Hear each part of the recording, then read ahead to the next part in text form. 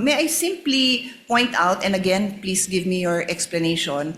Tama ho yung pagkambanggit nyo na yung nature ng search warrant very invasionary, di ba? Because it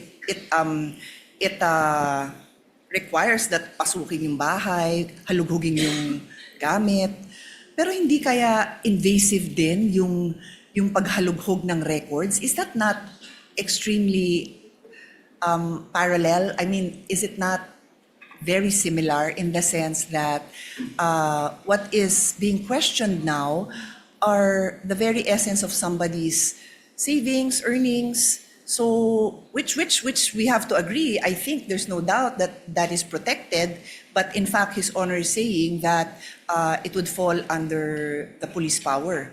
So imbis na papasukin mo sa bahay na nandun yung mga dokumento, you will do the same by asking these agencies, whether it is the BIR, the banks, or AMLA, to now reveal these documents. So that's my question. Is it in the prosecution's, is it the point of view of the prosecution na iba yun? Hindi ba invasive yun? Kayo gumamit ng word na invasionary, no? But I'll use invasive, I think.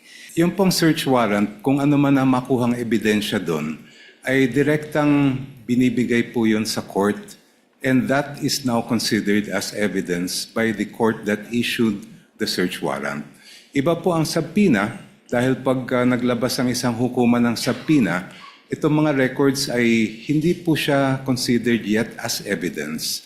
Yan po ay ipoproduce lang, dadalhin lang po sa korte, and now it is up to the parties, and I refer to both parties, to decide which of those documents may be relevant in terms of the evidence that they are need to present.